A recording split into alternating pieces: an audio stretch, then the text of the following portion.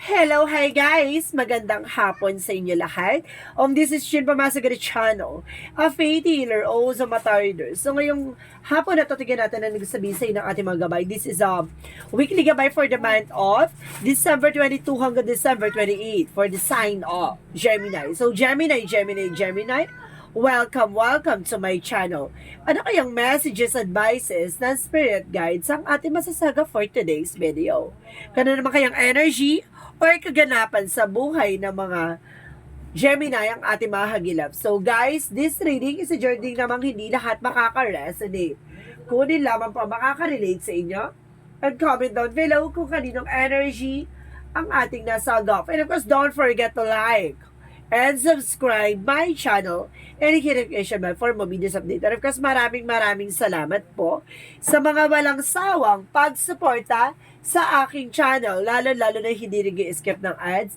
Naway pagpalain po kayo ng Diyos at may kapal at siksik diglig na gumapambiyay mo na balik sa inyo. And of course, once again, this is Chin Rodriguez from Masagana Channel, a faith healer, also tar reader. And of course, Merry Christmas po and belated po, and of course, Happy New Year. And of course, umpisahan na natin ang laban. Angel Spirit Messages give me an information for the sign of Gemini. Ano kaya ang messages, advices for you ang ating mahagilap for today's video? So, there's a justice. Oh my God. There's a karma. And a good karma. And of course, sa parang good karma. And I guess there's a Three of Pentacles. So, teamwork or sinasabi dito na parang trabaho, no? Or your hard work, no?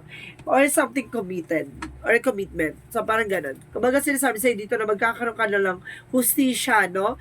Yung mga bagay na pinagtrabahuhan o mga bagay na sinacrifice mo. And of course, guys, there's a Five of Cups. So, there's a regret, no? Something, guys, na may pagsisisi. No? Ano kaya itong pagsisisi na to? So, let's see what is additional messages. So, there's a Queen of Pentacles. So, there's a practicality. Kailangan maging practical ka, no? Pagdating sa finances. And of course, there's a Page of Swords. Get more information. No? Kailangan makakuha ka pa ng mga informasyon na makakatulong sa'yo sa pang-araw-araw mong pamumuhay. And because there's a Page of Wands, so there's a good news. May magandang balita daw, no? May magandang balita dito na nag-aantay for you. And because there is an information by the Four of Pentacles, so there's a protect your power, protect your energy. Mag-budget, mag-savings, no? Kumbaga, kung ano yung magiging cause and effect ng situation mo nang dahil yan sa'yo. And because there's a Three of Pentacles, and of course, the Three of Wands, so represent a waiting for result, a waiting for a shift, no? May mga bagay na, kumbaga, kung ano yung mga pinagtrabahuhan or pinaghirapan mo, all the sacrifices that you done, no? Lahat ng mga bagay na yan, kumbaga, antayin mo yung magiging result. Oh my God, parang there's a karma. So, let's see what is the Five of Cups, no? Because there is a Five of Wands. Oh my God. Kumbaga, there is a failure, no? Na nag-cause ng complications, no? Kumbaga, dahil sa complication na to, no? Kumbaga, kumbaga, hindi mo na pagtagumpayan, no? So, let's see what, parang nagkaroon ng disappointment, something like that. And because there is a Queen of Pentacles, and because the Nine of Cups, they represent a wish fulfillment, no? Kumbaga pagdating sa finances, unti-unti na natutupad yung mga pangarap mo dito, no? Unti-unti na may isa sa katuparan yung mga hangarin mo sa buhay. So, let's see what is the Page of Swords. So, there's a Six of Wands. So, there's a victory and success. So, sinasabi dito magsasuccess ka. No? Kailangan mong alamin yung mga bagay-bagay, no? Na nagkakos ng failure sa'yo or something, o kumbaga mistakes, no? Ano ba yung mga bagay na bakit ka nagkakamali or bakit ka hindi nagtatagumpay na yun? May mali ka doon na ginagawa. And because there's an Ace of Cups, so there's a new offer, love life, no? May bagong pakilig dito, no? May bagong pag-ibig. And because there is a justice for the Four of Pentacles and because the Queen of Wands, so there's a control. No, kailangan kontrolin mo pagdating sa finances. Mag-budget ka, hindi pwede pala decision ka, panigastos, hindi ganun eksena dapat, no? Maging balance ka, emotional, practical, material, and of course there's a physical. So because there's an Ace of Pentacles, a big shot, a big money coming in. Kung hindi ka makikipag-coordinate, hindi ka mag-iisip ng mga bagay na makakatulong sa in the near future, walang mangyayari, no? So, kailangan mo baguhin yung mindset mo, even your perspective. So, let's see. Ano ba yung perspective, no? Guys, kasi may mga nagtatanong bakit gano'n puro kasi may mga halong English kasi hindi namin natindihan. Perspective mo ay pananaw po yun, ha? Kung ano yung pananaw nyo sa buhay, kailangan nyo pong baguhin yon. Or yung mga bagay na iniisip nyo.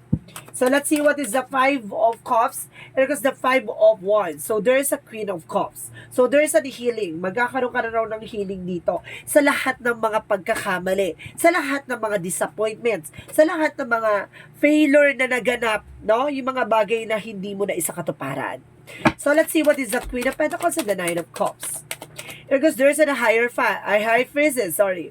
High priestess represent kumbaga, expect the unexpected, no? May mga bagay na inaasahan tayo tapos hindi naman nangyayari, no? Ay yung kailangan mong baguhin. And of course, since dito, there's a mystery or something secret reveal na maaaring, kumbaga, yung mga pinangarap mo lang, ngayon, kumbaga, may isa sa katuparan mo na.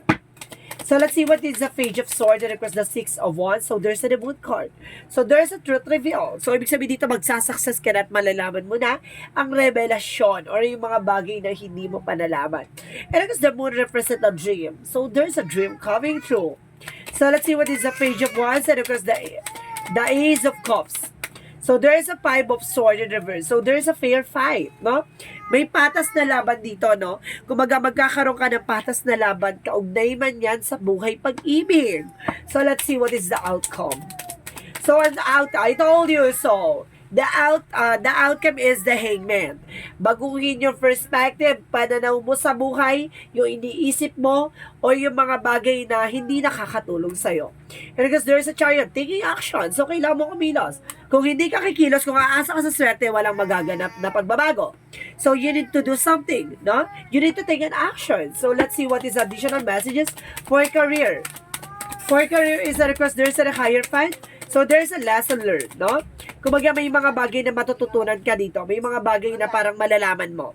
And because there's an Eight of Swords, kumbaga, there's a lot of negativities around you. May mga bagay-bagay, kumbaga, napapalibutan ka ng negative toxicities, no? Kaya kailangan mong baguhin yan. And of course, guys, let's see your additional messages for love life, no? Kaya siguro hindi ka nagsasucess, no? That because marami sa tao sa paligid mong igitera, ambisyosa, charis. Pero kasi sinasabi dito marami din sa paligid mo na parang, di ba? Hinihila ka pababa. Because there's an information by, love life is the Queen of Swords. So, there's a information that, of course, there's a Two of Swords na, kumbaga, magsasucess ka naman pagdating sa buhay pag-ibig. Sinasabi dito, nagkakaroon ng indecisions. Kasi, may mga bagay na hindi ka pa nalalaman. So, ibig sabihin, getting to know each other, no? Hindi pwede pala decision ka. Richard, si mama mo. Lumabas ka na. Lumabas ka na. Sa tulay. Dali mo yun. Okay.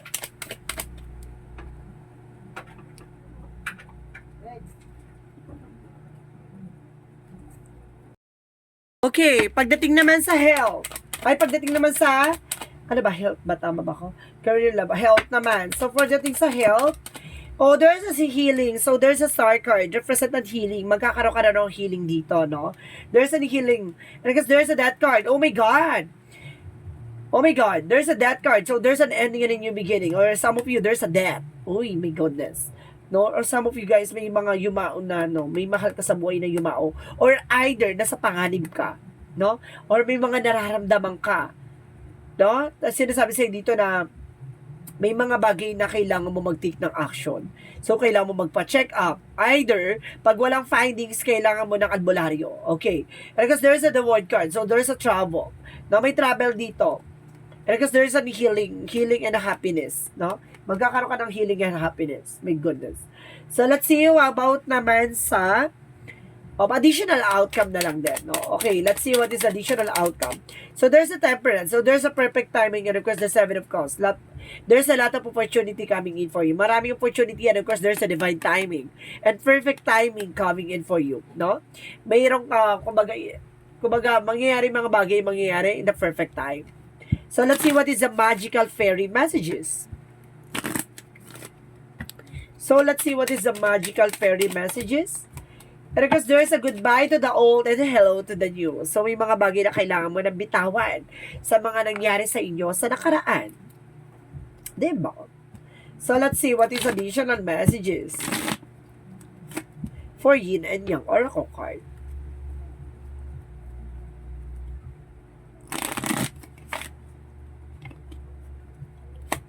For Yin and Yang Oracle card.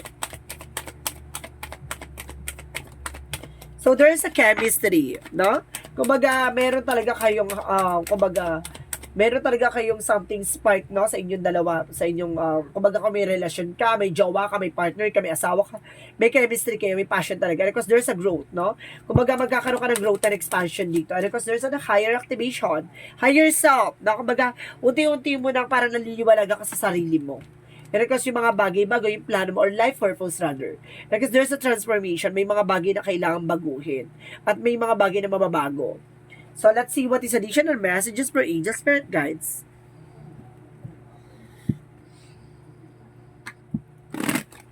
For angel spirit guides, give me an information.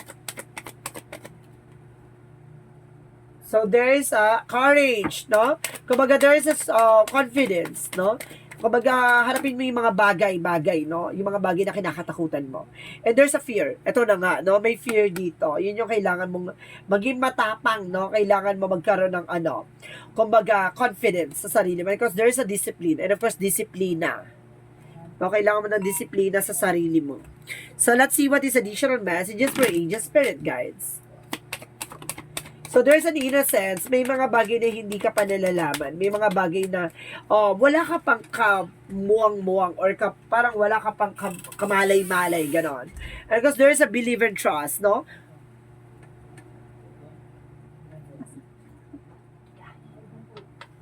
And of course, believe and trust. Na magtiwala at maniwala.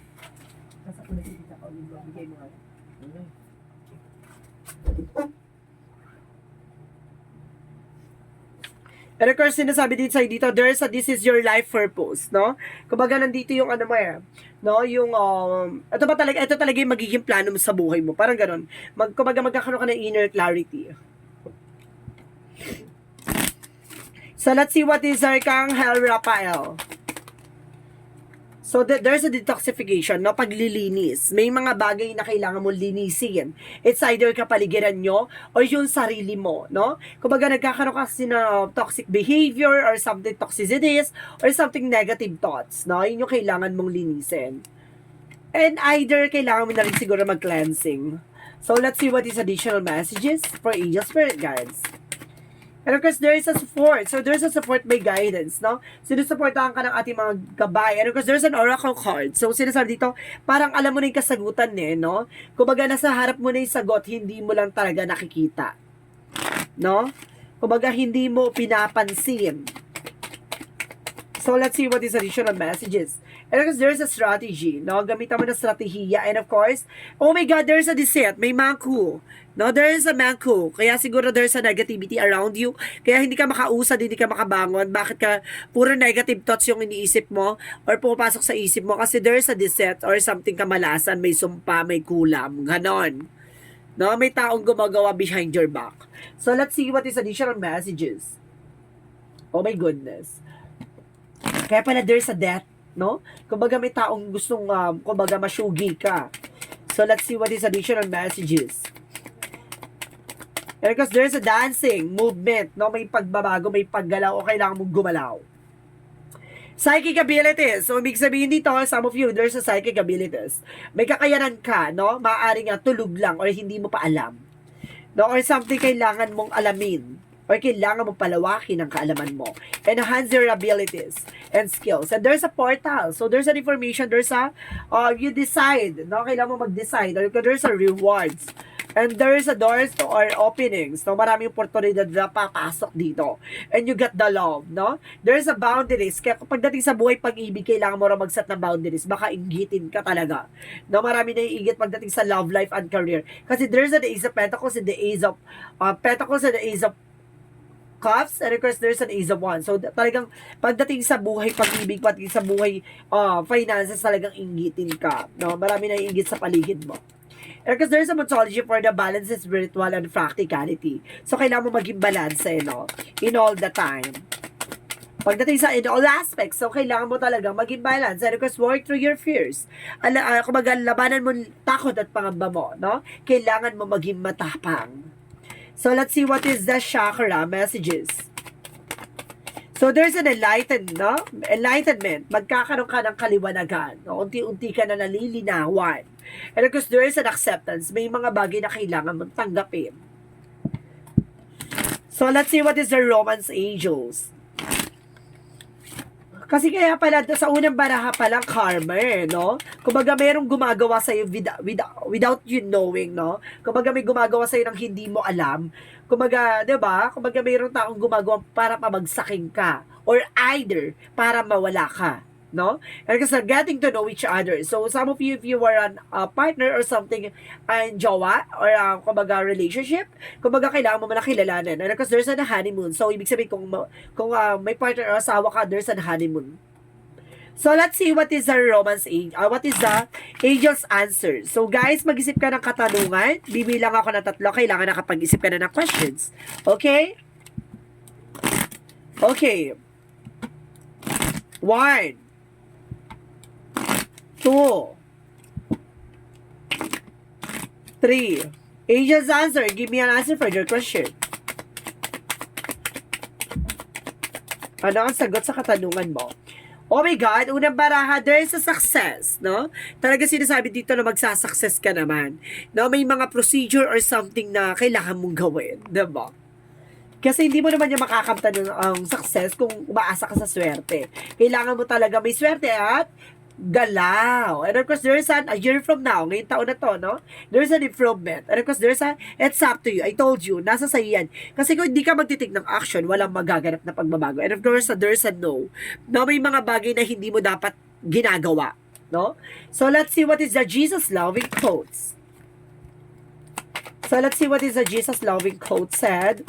So, sinasabi dito, guys, peace I live with you as my Father has sent me. So, ibig sabihin dito, ang kapayapaan nyo lagi mong pipiliin tulad ng kapayapaan na pinili ng ating Panginoon. And of course, well done, do good and faithful servants. So, ibig sabihin dito, maaaring tapos na, no? Kumbaga, sinasabi na sa'yo dito na, kumbaga, mabuting malilingkod at maging tapat ka, no? Pagdating sa Kanya, diba? Maging tapat ka sa ating Panginoon. So, let's see what is the angel's number. So, let's see what is the angel's number. Angel's number, give me information. There is a 19. Oh, 11. Okay, there is a 11. So, sinasabi dito, guys, the universe is arranging people that experiences on your path to help you succeed in helping you wake up to who you truly are. So, ibig sabihin dito, parang ginigising ka sa katotohanan yung mga bagay na kung sino ka ba talaga. Kung ano ba talaga yung plano mo sa buhay mo. O ano yung talaga yung magiging plano ni God sa'yo. Kumbaga, inaayos ka niya. Ibig sabihin, niluluto niya yung mga bagay na para sa'yo.